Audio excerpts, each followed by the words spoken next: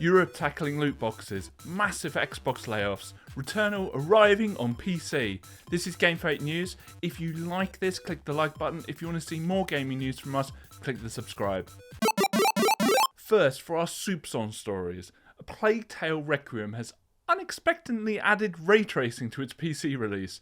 The game is already a stunning game to admire, and the story and gameplay make it deserve to be one of the top games of 2022. We're going to have to wait for an inevitable Digital Foundry video to see if it succeeds with the new technology. Next, the new Sackboy game coming to mobile phones, Ultimate Sackboy, is set to release February the 21st on iOS and Android. This follows the 2014 release of Run Sackboy Run. Mobile gaming is an area where Sony is seeing its competitors making more and more money, and we'll hope they can start to see some of these returns themselves soon. Today is the final day of Stadia, but a fan of Red Dead Redemption 2 on the service who helped convince publisher Rockstar to allow people to move most of their game data to other services has received a surprise himself. The player who goes by the name Colour received a thank you care package from Rockstar. This Stadia thing may be finally a bringing us all together, but only in its demise. PowerWash Simulator, the game that lets you do something that you wouldn't do in real life because you can't be bothered, but you'll sit and do for hours in a video game, is tackling an iconic venue. Lara Croft's mansion from the original Tomb Raider is now available as DLC. I just love thinking about the people who played the first PlayStation 1 game and longed for a day they could resurrect the mansion's former glories with a hose. Nintendo Life has reported that Walupeach was almost a thing.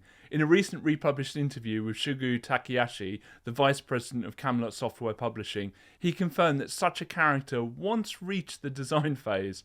Thankfully, Miyamoto vetoed the idea, since the character would have been too similar to a different anime franchise.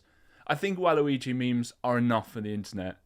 Into our main headlines, the EU has started to get the ball rolling to tackle gambling in video games. This could be significant for users all around the world, since legislation from the EU is often followed globally and similar laws are often passed in other jurisdictions. The EU vote that passed yesterday is only the first step. A commission will be set up to look into the impact of loot boxes, gaming addiction, gold farming and other mechanics in gaming. The outcome of this report could be positive or negative for gamers. On the one hand, the line between some games and the games you'd find in Vegas is incredibly thin. Look at Konami and the ease they found to adapt their IPs to pachinko machines, which are used for gambling in Japan. On the other hand, the laws passed may impact negatively on the creative directions of games. If a game is stripped of certain grinding mechanics, would it be fun anymore? If you received all the content at the start of Animal Crossing, would you still want to play it? As with most things, there is a balance. I would say that when 2K released a trailer for 2K20, which allowed you to unlock new content with a slot machine, alarm bells were ringing for me then. In our next main headline, sadly Microsoft have announced massive layoffs across the company, including Bethesda and Xbox. 10,000 staff are planned to be cut, which will inevitably have a huge impact across the organisation. Cuts to staff are being seen across the industry, including Amazon, and even yesterday news that Unity Engine have announced hundreds of job cuts. This news comes almost a year after Microsoft announced its intention to buy Activision Blizzard for just under $70 billion.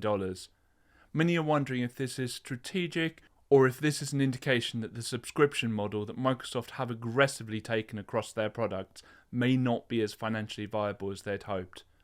Let's hope Game Pass can weather this storm and Sony continue to have some competition going forwards. In our final bit of news, Returnal is coming to PC on February the 15th. The game is beautiful and PC owners will be glad to know the port will have DLSS and FSR, allowing players with weaker hardware to get the most out of the game. Ray trace shadows and reflections, ultra-wide and ultra-wide support, and 4K 60 with an RTX 3080 or an RX 6800 will all be welcome news for fans. Housemarque released this game only on PlayStation 5 at a time where there weren't many PS5s out in the wild, so this will be exciting for them to see how a larger market will react to this epic game. Anyway, that's it for today. Do you think loot boxes and gambling mechanics in gaming have gone too far? Will you be picking up Returnal on the PC? Let me know in the comments and I'll see you tomorrow for another GameF8 news.